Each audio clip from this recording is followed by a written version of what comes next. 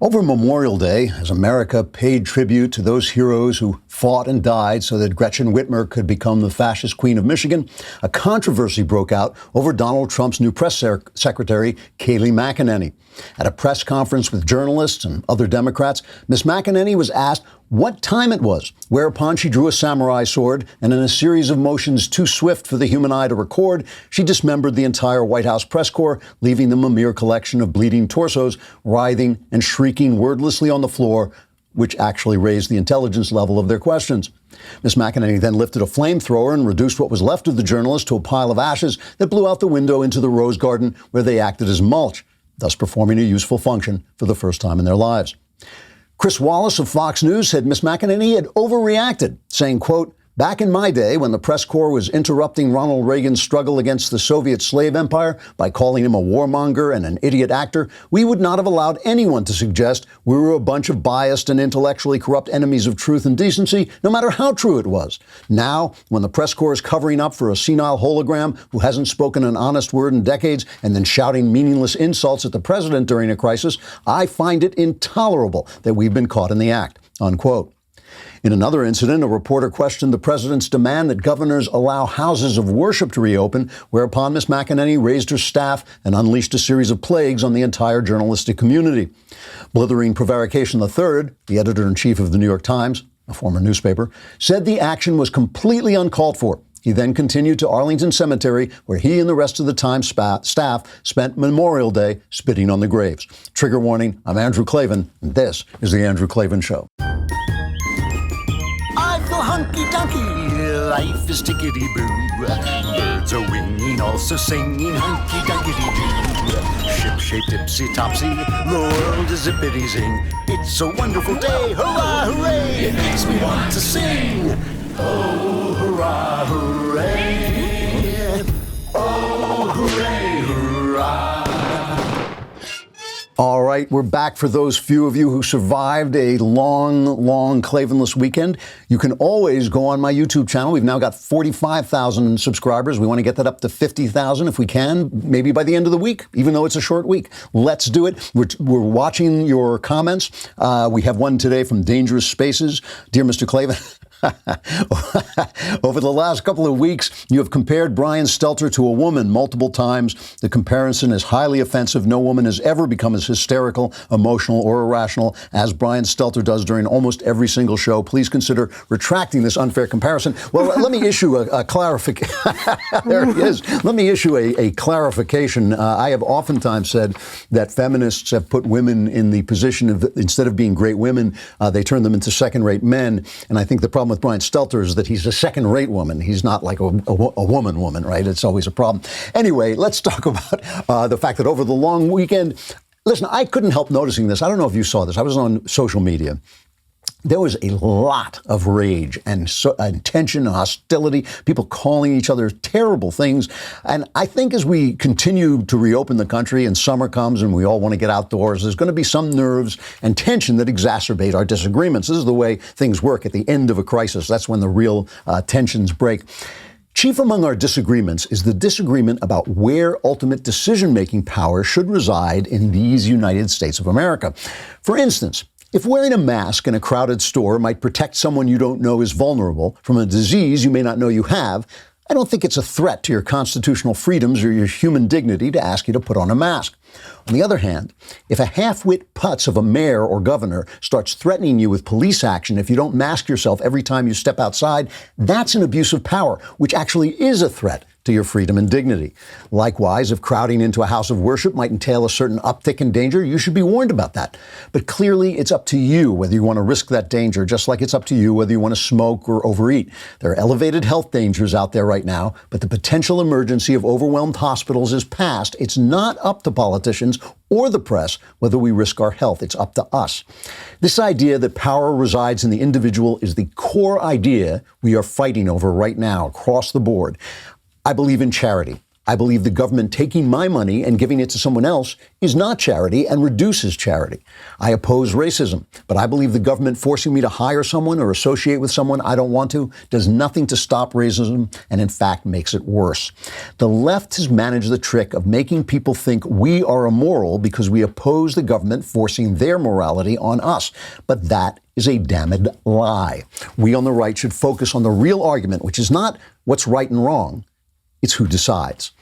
All right, we got the mailbag tomorrow. And as I said, if you want to embed a video of you asking your question briefly in the mailbag, we will use that video. But of course, if you don't want to do that, if you're asking a personal question, you don't have to do it. But go to dailywire.com, hit the podcast button, the Andrew Klavan podcast, the mailbag button, and I will answer all your questions about anything you want to ask. All my answers are guaranteed 100% correct and will change your life. Will they change it for the better? Don't be foolish.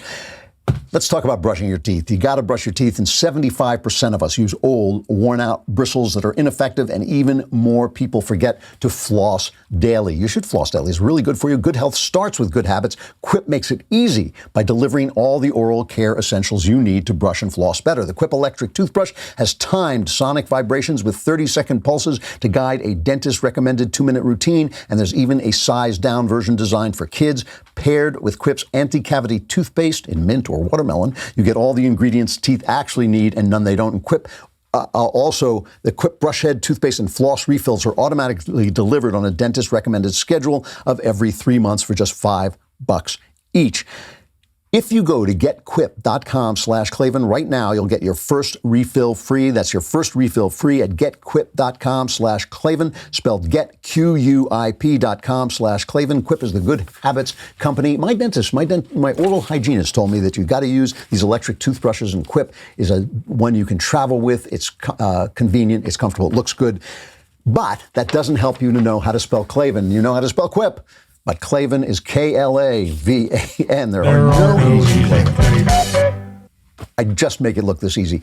So this really is something that happens to people. You have a crisis, you kind of knuckle down, you say, okay, I'm going to deal with this. And then just as the thing is starting to lift, just as the crisis is starting to lift, that's when you kill your wife, okay? That's when you suddenly lose it. And I really think that's what's happening to people. Here's a video that went viral in Staten Island. A woman walked into a grocery store without a mask, and the masked customers ganged up on her. It's cut 18.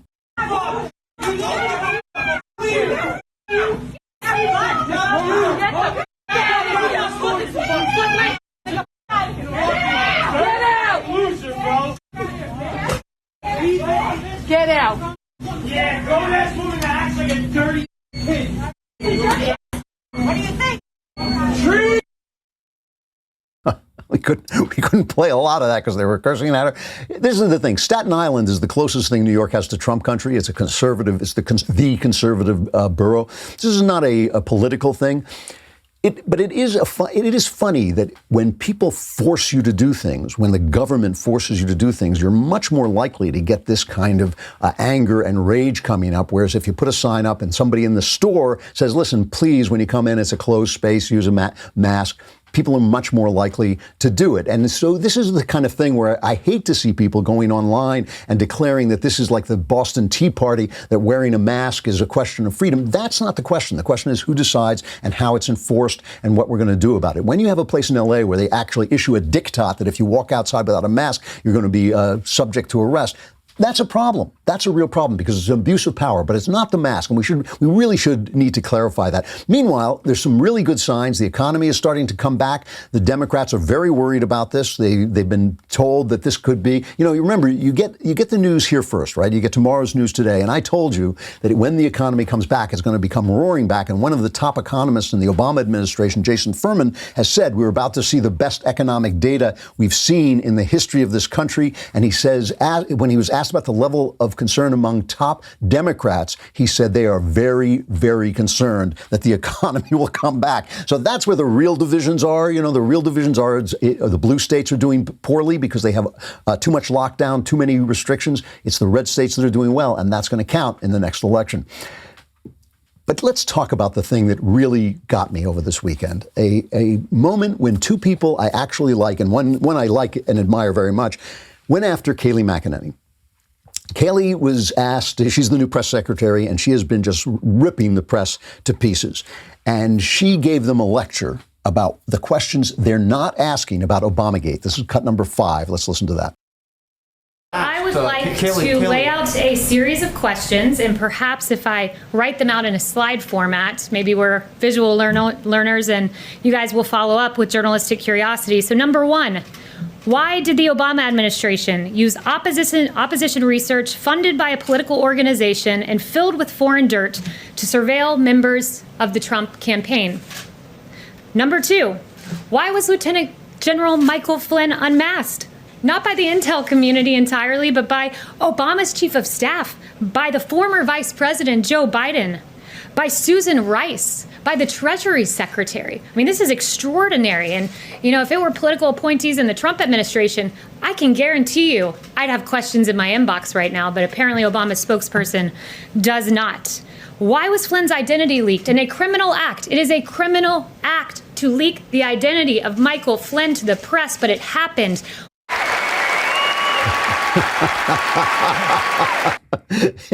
Yeah, no kidding. So I want to just make it clear that I'm talking about Chris Wallace, who does a pretty fair job on Fox. He does, you know, when he interviews people. I don't always like his interview style. I don't like the fact that he cuts people off all the time, but he gives it to both sides pretty evenly. He didn't like this. And so I just want to make it clear that I'm not hating on these people, but I'm strongly disagreeing here, okay? So Chris Wallace didn't like this, and he went after Kayleigh McEnany. This is cut 2. First of all, it's not extraordinary. Unmasking is pretty routine. The effort by people in an administration to find out who a masked American person is. It happens in the Trump White House. It happened, I think, 16,000 times the year before last. What's a crime is leaking it, but unmasking isn't. In addition to which, I have to say that if Kayleigh McEnany had told Sam Donaldson and me what questions we should ask, that would not have gone well.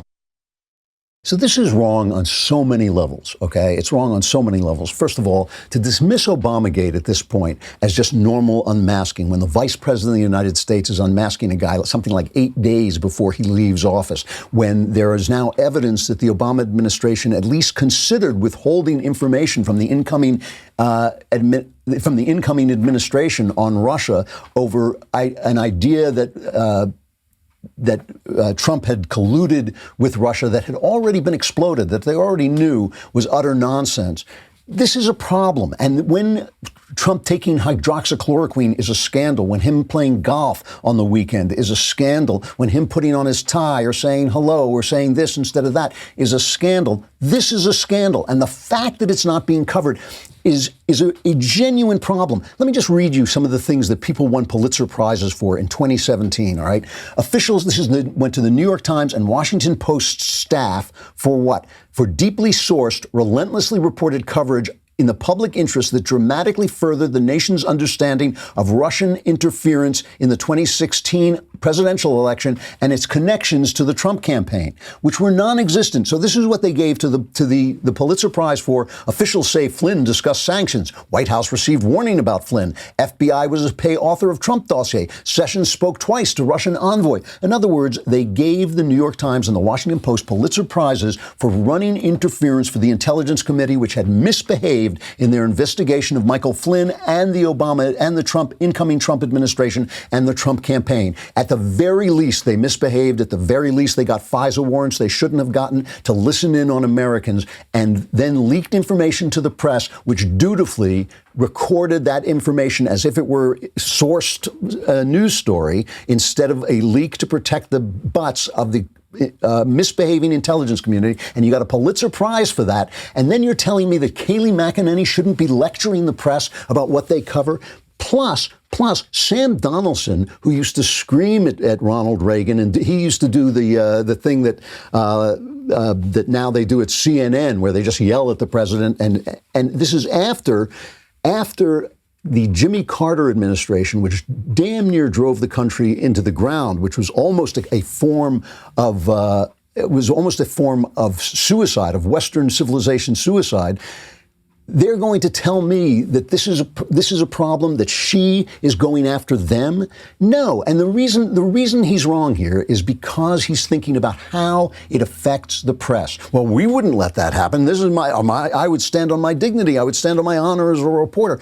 It's not about him. It's about the country. It's about the people they're reporting to who have no voice while he's sitting there with a microphone and talking to people. She's speaking for the people that the press as a unit will not speak for. And Jonah Goldberg, whom I love him as a person. I love him as a writer. He's a wonderful journalist, a wonderful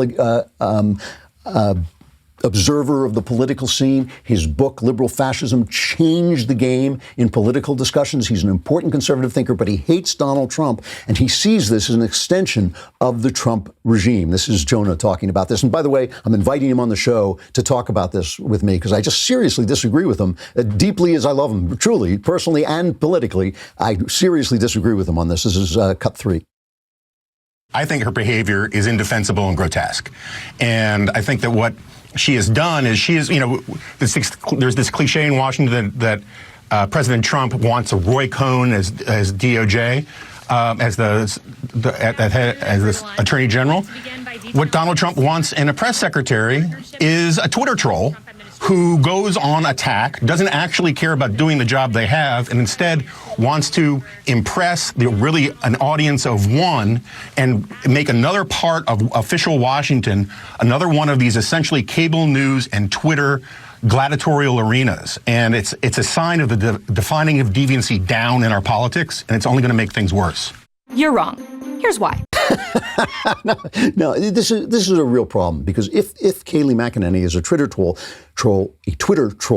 so is the entire press corps. So is the entire press corps. The questions they have been shouting during the Chinese virus briefings have just been troll questions. They were not gathering information. They were gotcha questions. They were 20/20 hindsight questions. There were questions with no backing in facts. And again, it's not about Donald Trump. This is the thing. It's not about the press and it's not about Donald Trump. It is about half the country who has no voice. They elected Trump. They voted for Trump because they had no voice, because no one was listening to them. No one, including the Republican establishment. You know, this is the question that I've been asking myself. I did not like Trump. I voted for him because I could see it was obvious that he was a better choice than Hillary Clinton, and there were only two choices, so I voted for him. I think he's done an actually very, very good job. It doesn't make him personally attractive. He's been tweeting things over the weekend. He too has been tweeting things over the weekend that I wanted to slap him upside the head for because they were politically stupid, not because of what he was saying, but because they were politically stupid, and we need him to win. However, from the very start, I asked myself, well, why did people vote for him? Why, when, the great, wise, powerful Andrew Klavan, who's always right, was saying that this is a bad guy, why did people decide, no, he would do well? And why did they turn out to be right? And I think the thing is the establishment had lost touch with the American people. Nothing the establishment was talking about, even the right-wing establishment, had anything to do with the heart of the American people and what was bothering them. People were killing themselves in this country. They're doing it again now. They were slaughtering themselves because they had lost their jobs, because they had lost their communities, and the left and the right, both, the media especially, were acting like it wasn't a problem, like it wasn't happening. When you are part of a corrupt institution, and the press is now a thoroughly corrupt institution, it's in a cycle of corruption. And we saw this, there were a bunch of articles about the press over the weekend, and all of them mentioned Tara Reade, because either they're all listening to my show or I'm just that far ahead of them. But the Tara Reade story is the defining story of the media. The fact that you can make an accusation against Joe Biden and have it treated with suspicion, and you can make an accusation against a conservative Supreme Court justice and have it the most hysterical war has been declared coverage on earth. That can't be. It cannot be that the institution of the press represents one half the country, and the comedians on TV represent one half the country, and the movies that are made represents one half the country. What the hell do you think is going to happen? And then you sit around scratching your chin and say, why are we divided? Why is everybody so angry? Why are people screaming at each other in stores? We should be screaming at the press. We should all be Kayleigh McEnany. Every single one of us, instead of screaming at one another, because we could get together and agree and compromise, we should all be screaming at the press because the division is their fault. All right, let us talk about Ready, you know, one of the things about these conservative, crazy conservative shows like this one is we're always predicting some disaster where everybody's going to be locked in his house and you won't be able to get food, you won't be able to get the things you need, and the government won't be able to help you. When has that ever happened?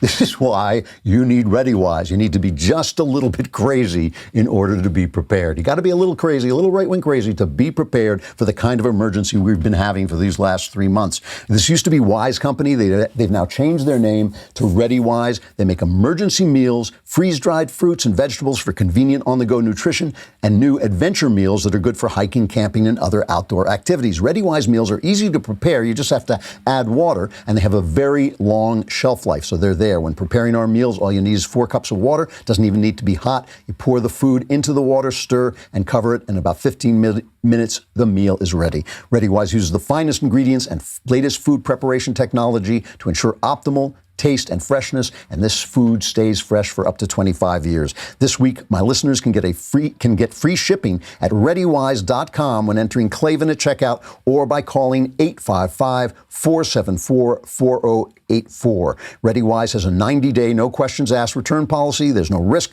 taking the initiative to get yourself and your family prepared today. That's ReadyWise, ReadyWise.com. Promo code Klavan to get free shipping. They spell ReadyWise. Anybody can spell ReadyWise, but only the wise can spell Klavan. How do you spell it? It's and there are no E's in Klavan. So now you've got this brilliant thing from Joe Biden. Every time, you know, the polls show Joe Biden leading Trump, although the battleground polls are still very close. And it's amazing. How long, oh Lord, are they going to keep this poor man locked up in the basement? I mean, that's got to be their strategy, because every time they bring him out, the guy cannot speak. He cannot get the words out, and he just makes a fool of himself. And he even, you know, he was out for Memorial Day. He went out and left a wreath on one of the memorials. And even the way he walks, there's something wrong. You know, I'm just telling you from my observation. There's something wrong with the guy. I said this about Hillary when she was falling down and fainting and coughing all the time. And, you know, I'm not saying it to be mean, although it is kind of mean, but the guy is not ready to be president of the United States. The guy is not in a condition to be president of the United States. He's leading the polls. He went on with a black radio guy, talk show host, and this is what he said. There's cut 10. Listen, you got to come see us when you come to New York, VP Biden. I will. It's a long way until November. We got more questions. You got more questions, but I tell you, if you have a problem figuring out whether you're for me or Trump, then you ain't black. Oh Charlemagne the God, is that the guy's name? The talk. So if you have a trouble figuring out whether you're for me or Trump, you ain't black. And Joe Biden, and we know, I mean, look, it is fair. Joe Biden is the man who determines who's black in this country. You do, you know, not everybody knows this. You have to pass by him if you want to be a black person. You have to pass by, and he says, yes, you are black. And you say, well, you know, I might vote for Trump. No, sorry, you ain't black. Come on, man. He walked it back. Listen to what he said when he walked it back. Okay, I know that the comments have come off like I was taking the African-American vote for granted. Oh, really? But nothing could be further from the truth.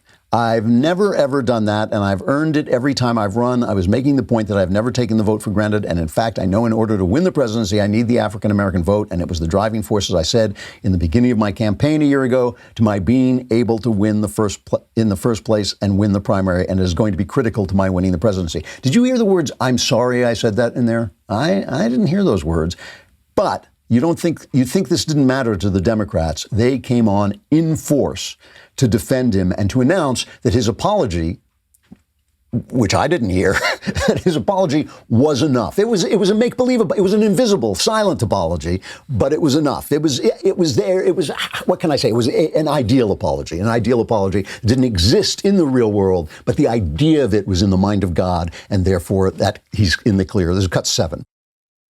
He apologized, he clarified, he said he shouldn't have been so cavalier, but we need to move on and talk about the issues and what's really at stake here. The vice president shouldn't have said it. He apologized for it. But I really think the gall and the nerve of President Trump I believe that Joe Biden was incorrect in saying the statement, "You ain't black."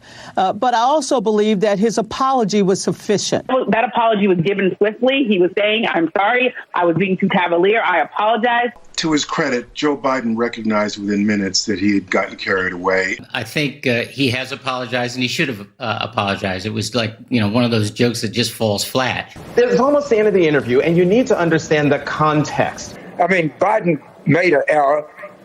He apologized for it, and just move on. I mean, we can obsess on this, but this is, in the scheme of things, this is not going to amount to diddly squat. Yeah, that's why they're all talking about it. But they covered it for something like 4 minutes, and then they were done. They just stopped covering it so it'll go away. The New York Times obviously panicked, a former newspaper, and they just panicked. They had inside the dizzying efforts to pitch Trump to black voters. Dizzying because how could you possibly pitch Trump to black voters just because he virtually eliminated black unemployment before the virus hit and could do it again after we start to reopen, unless Biden wins the election, in which case blacks are screwed. They are. I mean, the Democrats have never been able. Joe Biden has said the charter schools will be gone. The only hope blacks have of getting out of poverty is education, and they're not going to get it from the public schools as long as the public schools are under the heel of the teachers' unions. So it's only from the right that they're going to get help. But here's their headline. Inside the dizzying efforts to pitch Trump to black voters, Joe Biden's "You Ain't Black" gaffe was immediate grist for an online show called Black Voices for Trump, but its cast of Trump advisors routinely ignores the president's history of divisive remarks. Ooh. Here's the problem with this, okay? New York Times correspondent Nicole Hannah-Jones, this is the woman who engineered the false, dishonest 1619 project, right? And who pulls the race card when anybody objects to anything she does. But she has got this dishonest thing that's going out there like the Howard Zinn book, selling anti-American propaganda to schools.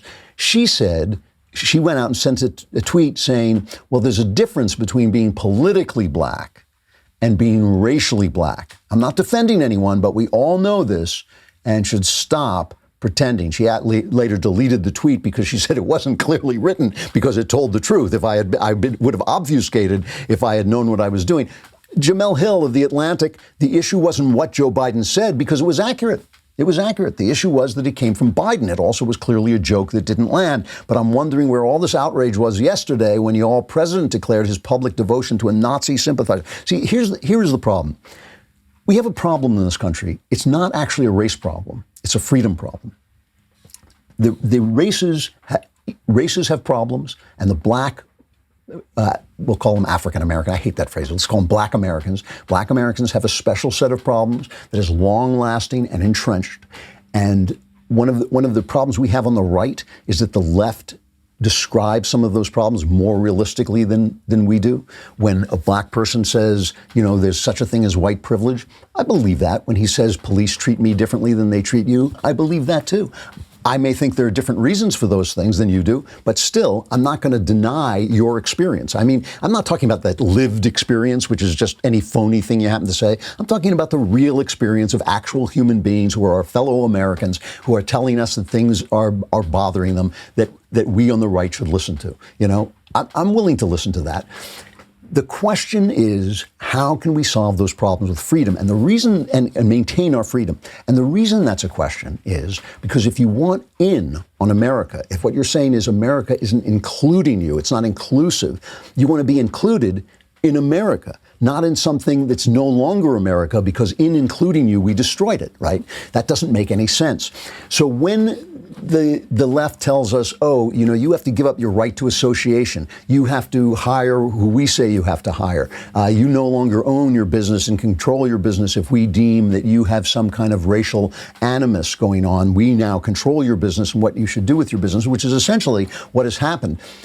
That's not good. It's not good for black people. So in other words, just because the left describes an injustice that might exist doesn't mean the answer is what the left says it is, okay? So this is a really important thing. The problem between white conservatives, or maybe all conservatives, and let's say the mainstream of black opinion is not about racism. We all agree that's wrong. I mean, those people who don't agree with it are wrong, are out of the civilized conversation. That's not the point. We all agree that the racism is wrong. What we don't agree on is how you help people without damaging freedom. Because what good is it to you? What good is it to you to get full inclusion in an America that's not America anymore? And that's the argument we've been having since the 1960s. You know, it's that wonderful book. We had Christopher Caldwell on, and he's got this wonderful book that I've just started. Now, I'm a chunk into it now, called The Age of Entitlement, where he talks about the fact that the civil rights laws that went into place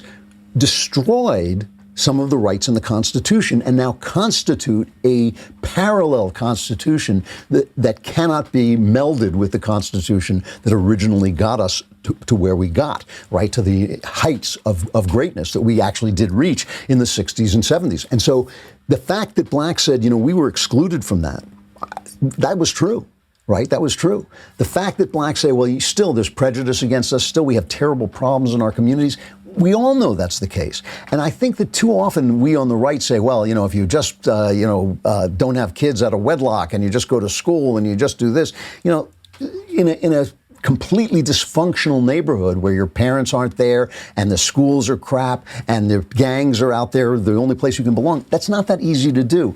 So right-wingers have to listen. We have to listen to blacks, but the fact that the solutions on the left are wrong is an argument we have to make, because Joe Biden was revealing something about the way they feel. They feel that if you're black, you vote Democrat. We know that is incorrect.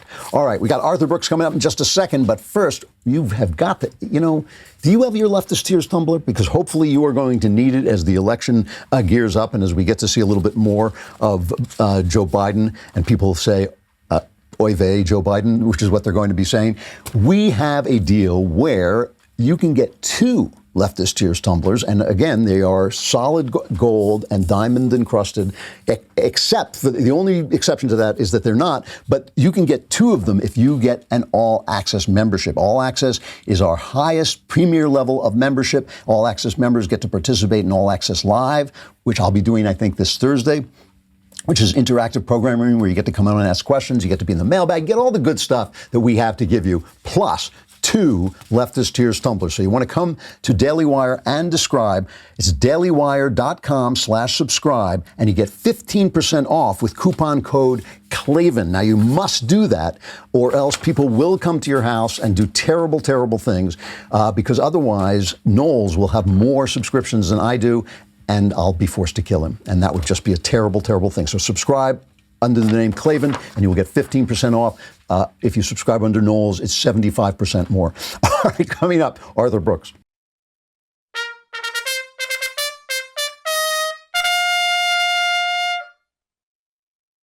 All right, Arthur Brooks is professor of the practice of public leadership at the Harvard Kennedy School and Arthur C. Patterson Faculty Fellow at the Harvard Business School. His new podcast is called The Art of Happiness with Arthur Brooks, launched in April. It's a companion project to his new biweekly column in The Atlantic called How to Build a Life. Arthur, thanks for coming on. It's good to see you.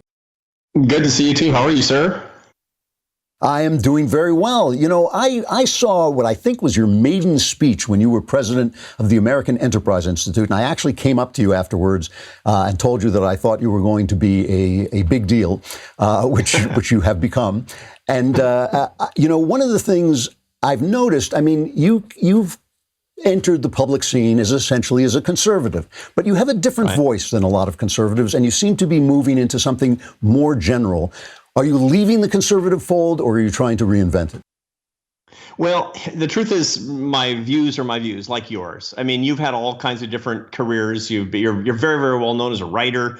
I mean, not as a conservative writer, but as a writer. I mean, I started my career as a French horn player. I played in a symphony orchestra for a long time. And, the truth is I came to conservative politics because poverty is the thing I care about the most. And, my concern for poverty, like yours, you talk about this a lot, is that I have a sense of solidarity and love for my brothers and sisters, particularly those who have less power than me. And, and when I think about it, it's rooted in what I want, which is the best life for everybody. The reason I do a lot of work on happiness, and in point of fact, I'm a PhD social scientist, my area of expertise is happiness and love. My politics are my politics. And one of the reasons that I actually hold the politics that I do is that I believe that most traditional American conservative ideas are a better way of showing solidarity for people at the margins. It's to hold them up in the bonds of dignity. It's my wife's an immigrant. I came from a family that didn't have very much money, like a lot of people in this country. And I recognize that when people say, I'm an asset, not a liability, it's just what you were talking about before the break, that I'm an asset in the human family, not a liability to be managed by the government. I have more dignity, I have less despair, and that has everything to do with happiness. Is there something right now? I mean, I was watching over the weekend on social media, and there's this level of rage out there right now, which is typical of human beings. As a crisis is ending, that's when they kind of let go a little bit and some of the pressure comes out.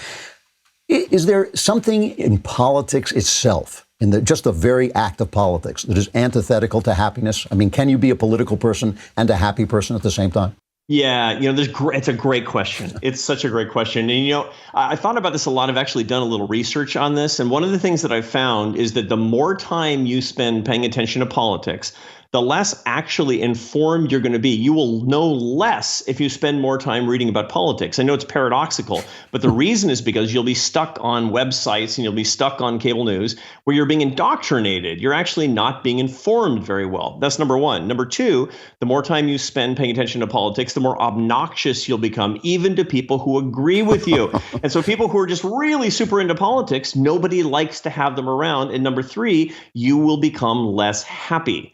There's a huge reason not to be in the 5% fringes on either the right or the left. Look, you and I have our views. We agree on a lot of stuff. But the point is, let's stay in the 90%, man. That's the life in life. Let's hang out with people who are, want to talk about baseball and they want to talk about their kids and, not about politics all the time. It's just so boring and it rips us apart.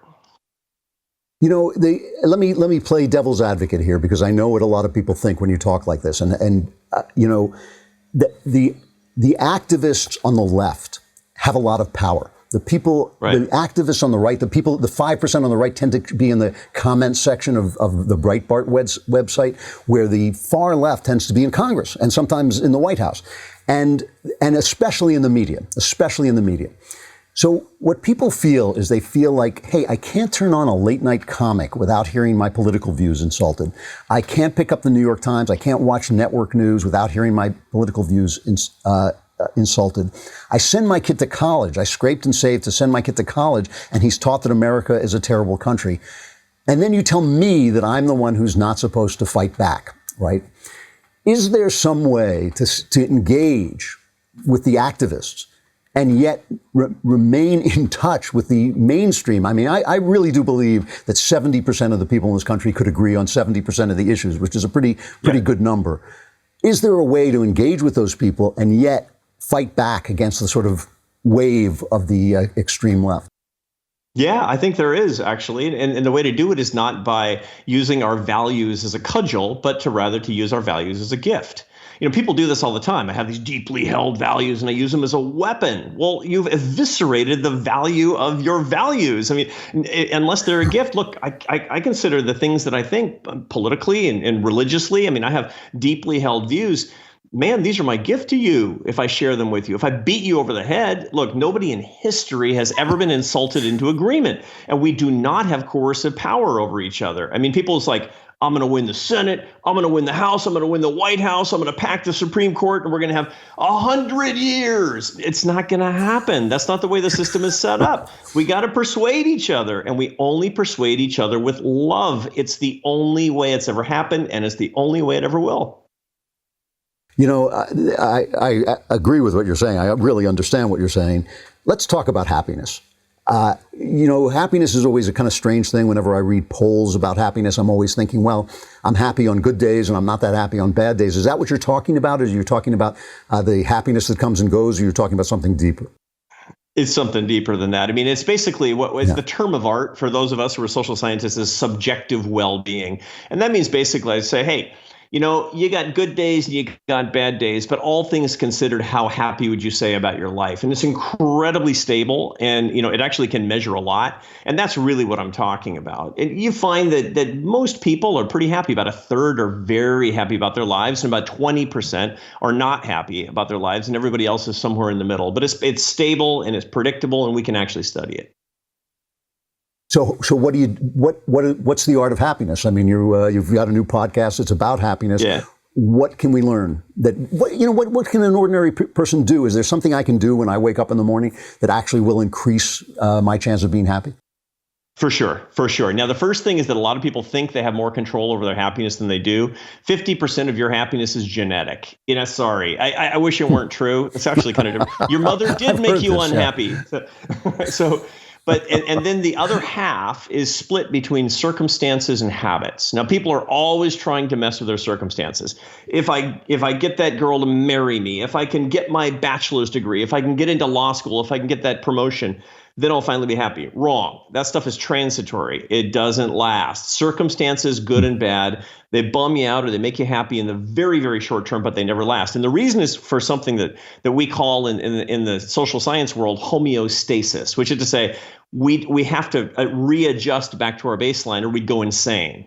The part that you can really manipulate to change your happiness permanently is the other part, which is your habits. And there are 4 things. They're basically 4 accounts into which you need to put a deposit every day. So I'll slow down here because people listening to us, they need to get out the pencil right now. If you actually, in my column, How to Build a Life in the Atlantic, I write about this. So you can go back and look at it. So don't write it down. Just listen to us. So there are 4 things, 4 accounts: faith, family, friendship, and work.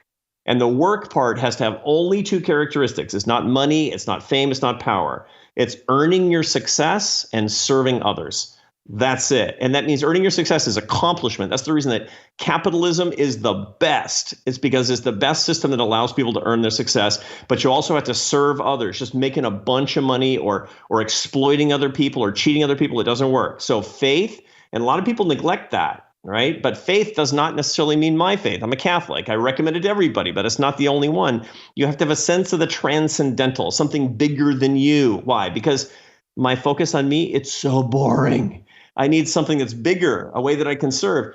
Second is family, and we all define that in different ways, but we know what it means. Third is friendship. Now, you and I, we're these, I'm 56. How old are you? 65.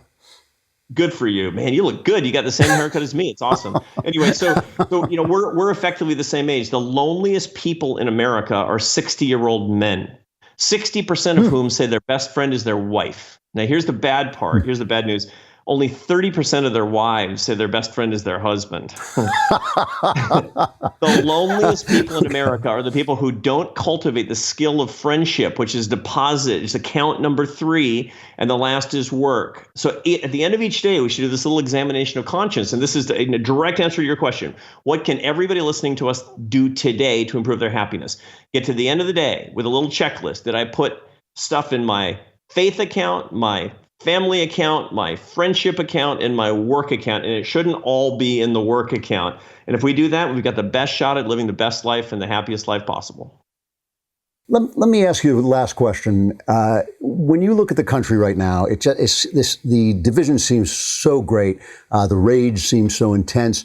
Are you hopeful for your country right at this minute?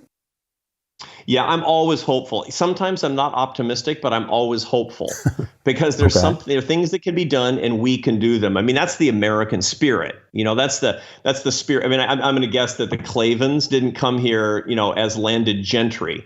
They were probably trying to get out of some godforsaken shtetl in Central Europe or something, right? Yeah, no, it was Lord Klavan of Shrewsbury. Yeah, I know. It's like Earl of Brooks. Not likely. Anyway, the point is, we come to this country because we can do something about our problems, because that's what America is all about. The entrepreneurial spirit is to look at problems and see opportunities. That's how we're different than every other country. Right now, with the coronavirus epidemic, and people at their throats in terms of politics and all of these problems that we seem to have, these are the opportunities for true social and spiritual and cultural and financial entrepreneurs. This is the time for everybody listening to us to say, what's my opportunity right now, not just what's the problem. Excellent. Listen, remind me of the name of your podcast again, and where can we find it? The podcast is on any place where you find your fine podcasts. It's through Ricochet Audio Network, and it's called The Art of Happiness with Arthur Brooks. It's four editions in, and it's going really well. And the column is called How to Build a Life with the Atlantic. Arthur, thanks so much for coming on. Come back again. I'd like to talk to you more. I'd love to. Thanks a lot. Thanks a lot. All right, we have run out of time. I went a little long there because I was fascinated in what we were talking about. I hope you were too. But we will be back tomorrow. Tomorrow is Mailbag Day. Go on dailywire.com, go to the podcast. You got to be a subscriber. You have to be a subscriber, and you have to scream like that. And go on my podcast and the mailbag button and ask any question. All your problems will be solved. And again, if you would like to embed a video of you asking the question, we will try and use that video. If you don't want to embed a video, that will not disqualify your question. We want to hear from you. We love to hear from you. And we'll solve all your problems, which is like, where else do you get that guarantee? I'm Andrew Klavan. This is The Andrew Klavan Show. I'll see you tomorrow.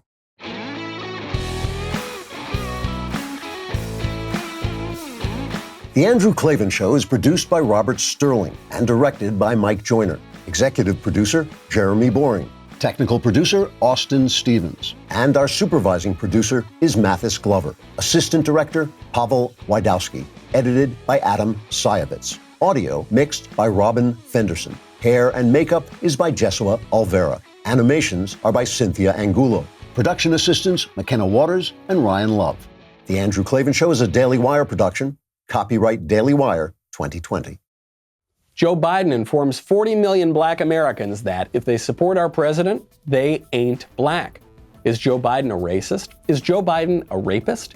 Democratic Representative Ilhan Omar says she believes the woman accusing Biden of sexual assault. But she's going to vote for Biden anyway. And President Trump accuses MSNBC's Joe Scarborough of murdering a staffer. Some heavy stuff to start the week. Check it out on The Michael Knowles Show.